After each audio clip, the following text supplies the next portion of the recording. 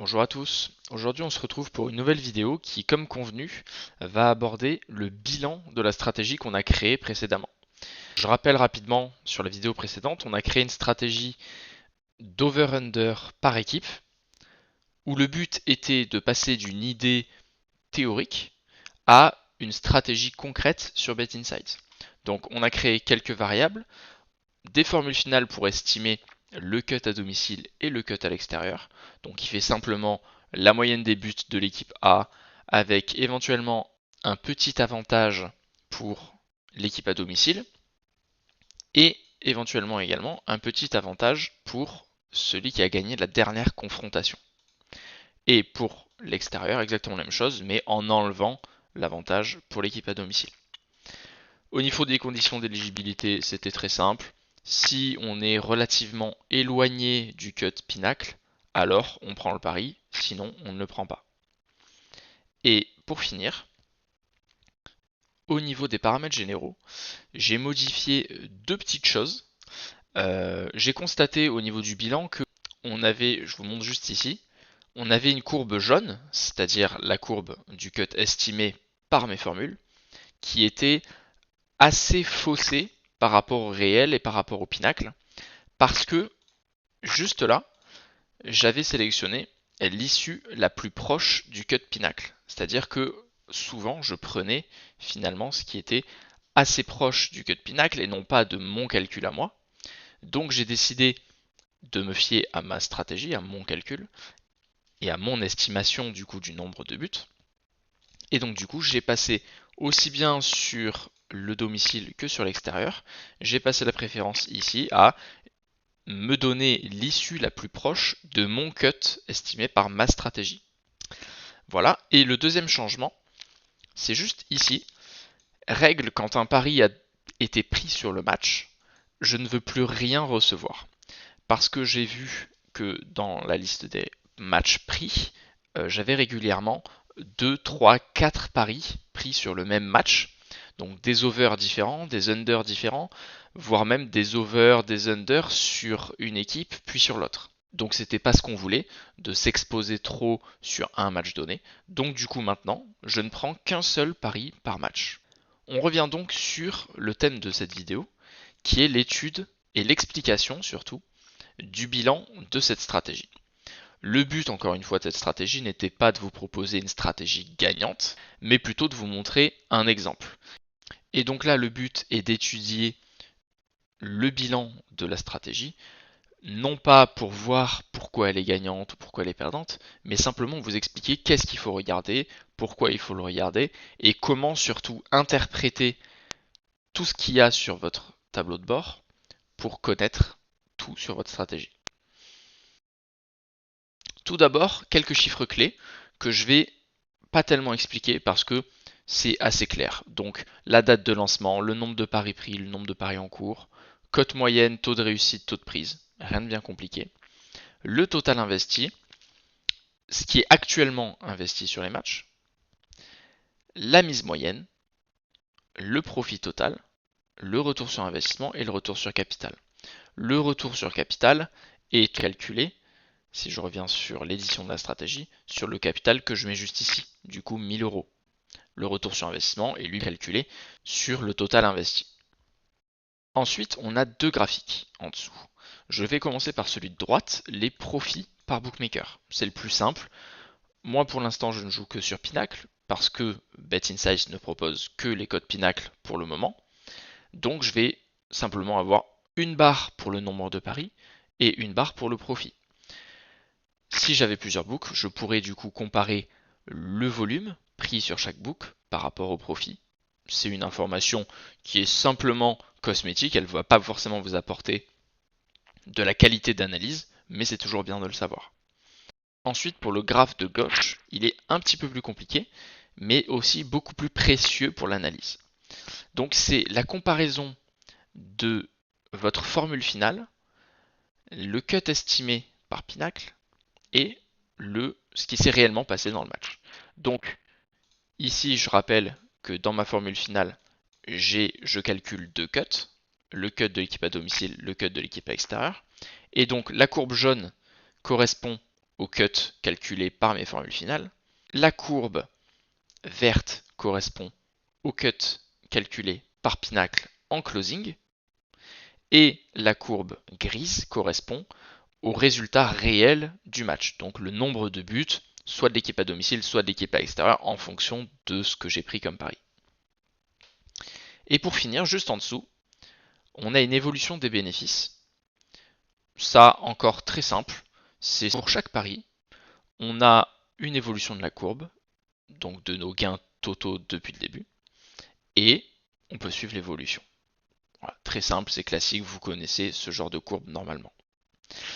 À terme, il y aura également ici, là vous voyez qu'il y a 3 onglets, il y aura un onglet supplémentaire qui donnera une vue encore plus macro de votre stratégie, avec des regroupements par ligue, des regroupements par date, par cote, par tranche de cote également. Donc ça, je vous le remontrerai probablement dans une prochaine vidéo, et je ferai une annonce là-dessus, parce que ça apportera une vision encore plus macro de votre stratégie. Donc ce premier onglet tableau de bord, j'ai juste pas expliqué qu'il y avait également des filtres. Donc filtre de date pour pouvoir prendre une tranche de date en compte, et également une tranche de cote, donc cote min, cote max. Au niveau des paris joués, j'ai la liste de tous les paris qui ont été pris sur ma stratégie.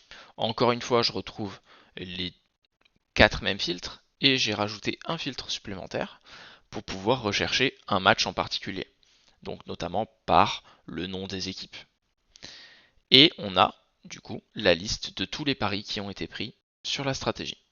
Donc si je vais vers la fin pour avoir des résultats, voilà. Je vois bien évidemment que j'ai un code couleur vert quand c'est gagnant, rouge quand c'est perdant. Et j'ai toutes les informations qu'il me faut pour comprendre ce que j'ai pris. Donc déjà le statut du match qui a été gagné, l'équipe, la date et la ligue. Ce que j'ai pris comme pari, donc j'ai pris moins de 1,5 buts pour l'équipe à domicile.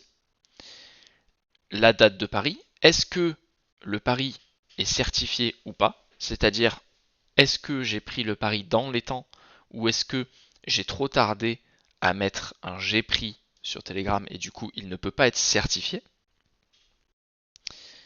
Et pour finir, le book, la cote à laquelle j'ai pris et le cut auquel j'ai pris le pari. Donc là, c'est le cut Pinacle au moment de la prise du pari. Qu'on peut comparer au cut Pinacle de closing. Donc on voit que j'ai pris le pari avec un cut à 0,95 et il a close à un cut à 1,57. Donc évidemment, moins 64%.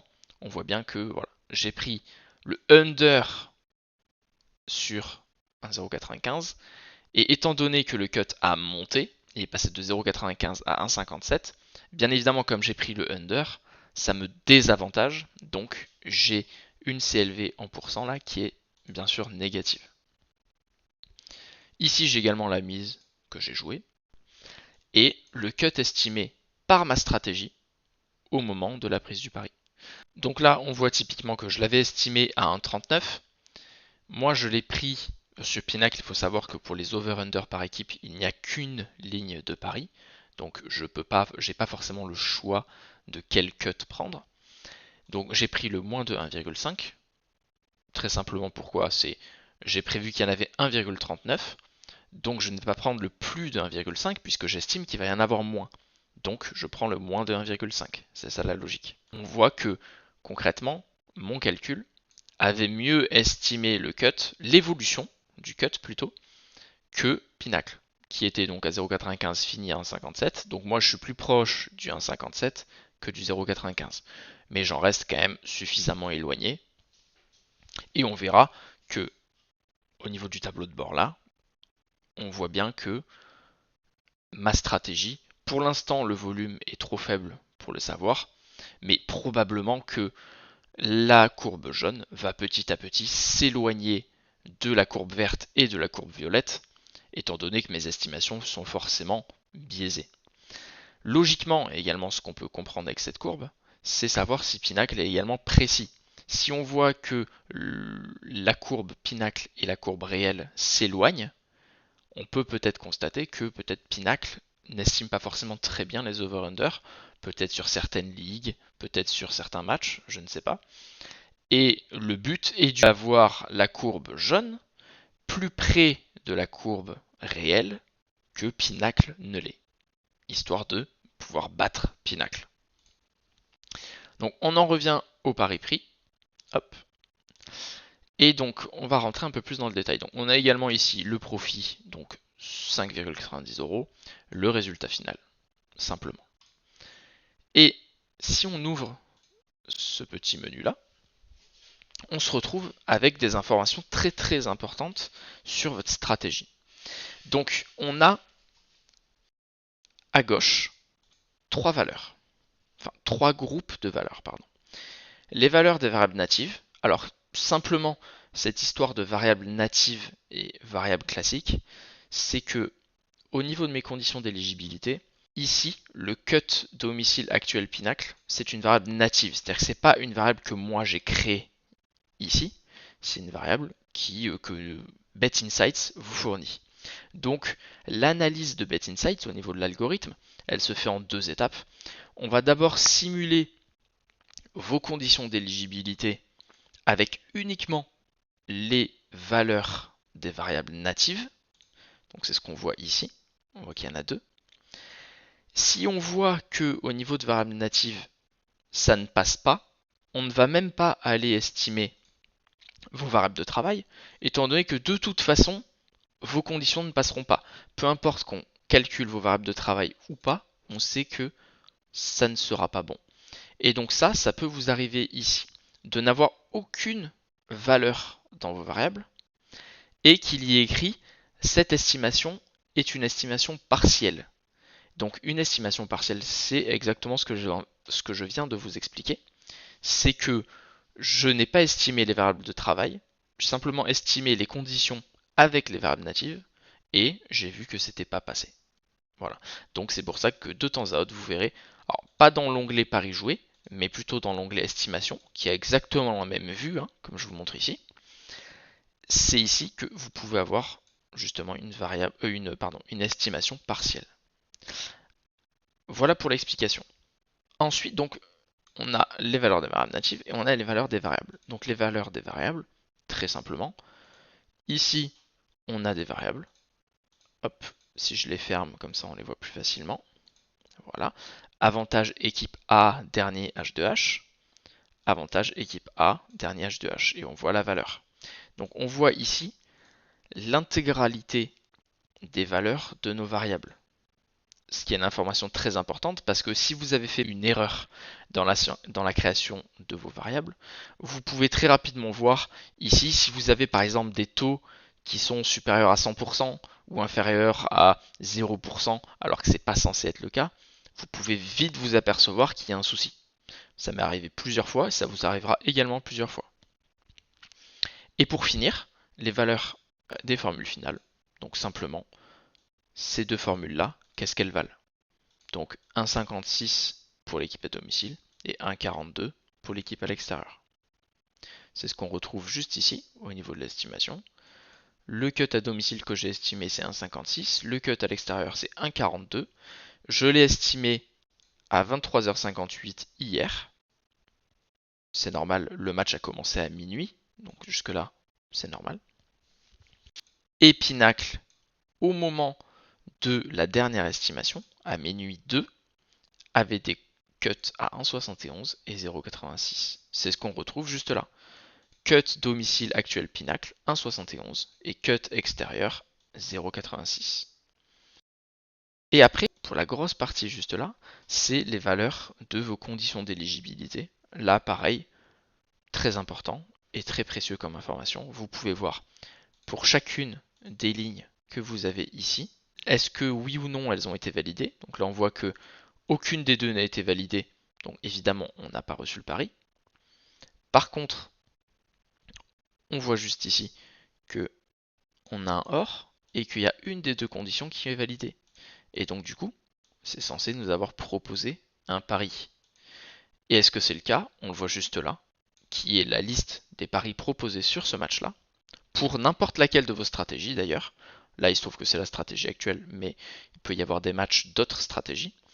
Et donc on voit que j'ai pris le plus de 1,5 pour Colo Colo,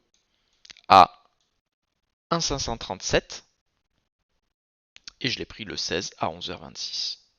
Là, ce qu'on peut voir, je l'ai pris à 11h26 et là, c'est une estimation qui date de minuit 2. Pourtant, ici, j'ai bien validé une de mes conditions, donc j'aurais dû recevoir le pari sur l'équipe à l'extérieur. Mais il se trouve que dans mes paramètres généraux, ici, j'ai mis que quand j'avais déjà pris un pari sur le match, je ne voulais plus rien recevoir. Donc là, certes, ça a validé, mais ça ne m'a pas proposé le pari parce qu'il a compris que j'avais déjà pris un pari à 11h26 sur ce même match et donc du coup que ça ne servait à rien de m'en renvoyer un. Voilà, pour expliquer ça. Et voilà, je pense que j'ai fait le tour. Pour les paris joués, la vue paris joués et estimation, c'est quasiment la même, hein. On a juste ici un tableau des valeurs. À terme, bien évidemment, s'il y a d'autres books, on aura ici un suivi de tous les books avec les cotes en temps réel. Alors que les paris joués, on a plus les détails sur le match prix, évidemment.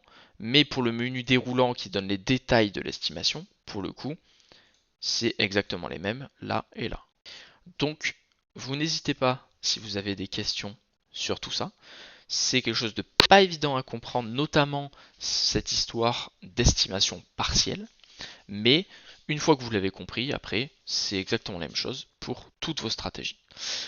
Voilà, donc n'hésitez pas, postez des commentaires si vous avez des questions, ou contactez-moi via Telegram, je suis disponible. Et puis bonne journée à vous.